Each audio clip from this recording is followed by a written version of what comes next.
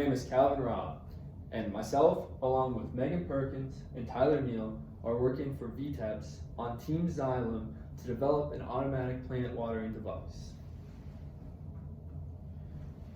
In this PowerPoint, I'm covering 3 categories: our planning phase, our customer needs / our target specifications, and our economic analysis. Our mission was to develop an automatic plant watering device, something that could be marketed to college students or families, anyone who has a need to water plants without requiring constant user input. In order to develop our mission statement, we wanted to define our key goals, so we built this chart. This chart has several different categories. Our product description, which is in the name of our product, which is an automatic plant watering device. A benefit proposition, which is your plants will be well hydrated and their life expectancy will increase. Our key business goals, which are to generate a quality and affordable product. Our primary market, which is business college students, followed by a secondary market, which is families who like to travel or anyone who is too busy to frequently water their plants that require a device that can automatically do that for them to save them time. Our assumptions were that people weren't going to be willing to pay a lot of money for such a device. So we had to create a device that was affordable, and we also wanted to figure that people would want it to be attractive in design. So we wanted to make sure it wasn't too bulky, and we wanted to make sure that it would be appealing to people. Our stakeholders are 8’s, the investors, our employees, our suppliers, and of course the customer. So after developing our mission statement, we wanted to break down how long this product was going to take to make. So I'm not going to go through the whole Gantt chart, but as you can tell, we have a very detailed listing of all the tasks that need to be completed and the order that they need to be completed in. I wanted to cover a couple main things. Our main thing is our product should be ready for the market with our product demonstration and evaluation being completed by 12/9. Additionally, the longest requirements for the design of our product are the physical prototype, non-functional. So at this point, we just wanted to have a physical prototype, whether it's functional or not, and our physical prototype that was functional. And as you can see, that was the last 2 prior to the product demonstration and evaluation.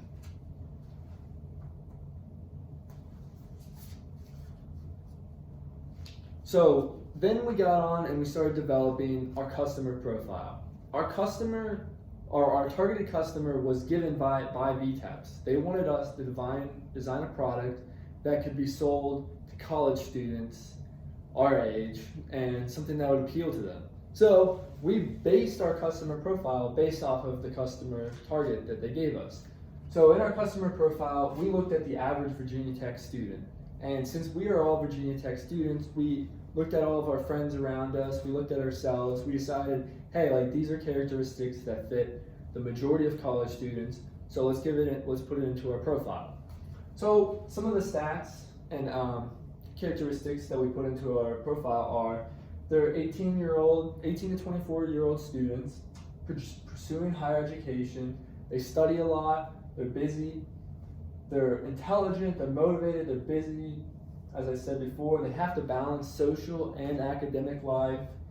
They enjoy the outdoors, they enjoy the environment, they enjoy plants. Hokies are some of the most active people in the world, most active college students across the world, across the United States. So their buying habits are college students, Virginia Tech college students are no different than typical college students. They're frugal with their money, they don't have a lot of money to spend on stuff, but they do enjoy splurging every now and then, and they buy stuff that they might not necessarily need, or they just buy stuff that looks cool or will be convenient. And that's kind of what we're hoping that our product will be able to fill that need. It's something that will make their lives better, maybe not be necessarily needed for them, but it'd be something that they could definitely see worth buying and being worth using for a while. And finally, the philosophy, what drives Virginia Tech students. They have an importance of education, they value friendship, they love their families, they love our university, and service. They love to serve. Next, we developed a typical use case for our product. Our typical use case for an automatic watering device is quite simple.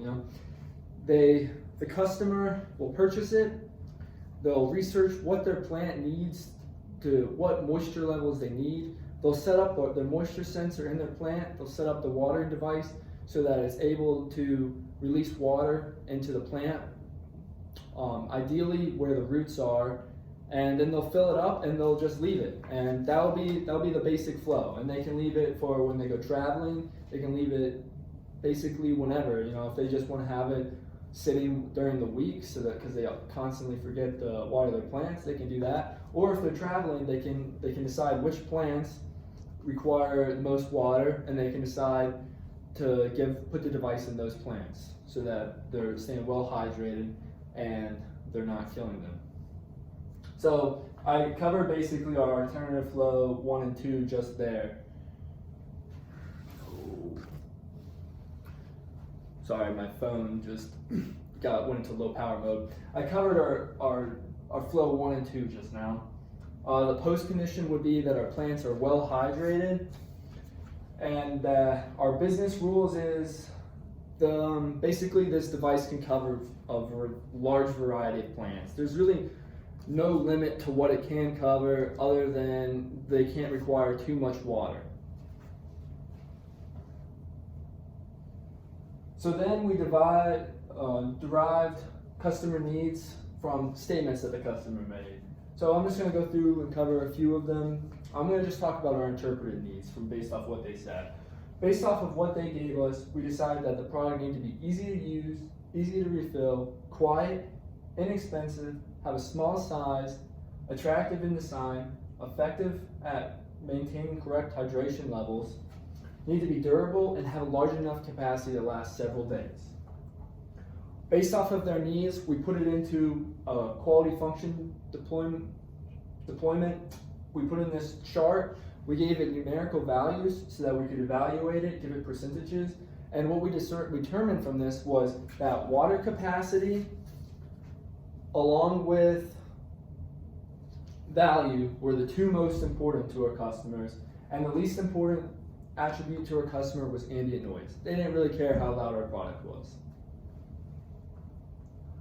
So then our final step was we created an economic analysis, and a lot of this was based off of other products that exist and what our customers would be willing to pay, and a lot of estimations done in this phase. So what we determined was our annual fixed cost would be $10,000, and that our manufacturing cost would be $12,000. So each product would cost $12 to manufacture, but we would be able to sell it for $20.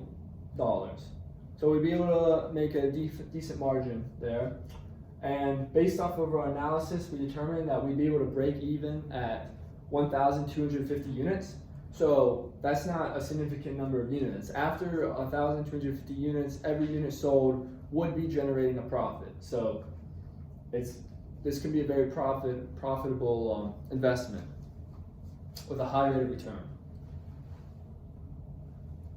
So this is our basic concept for our product. It's, it has the tank, it has a tubing to deliver water to the device itself, and it has a soil moisture sensor. So, in summary, we're estimated to complete a product by 12/9. We are targeting college-age students. The main use is convenient plant watering. Our interviews revealed several customer needs that we put into a chart, and we evaluated that the most important needs were water capacity and the value, and that the least important was ambient noise. And finally, we determined that our break-even cost analysis would be 1,250 units. At this time, if you don't have any questions, I'd like to thank you for attending my presentation.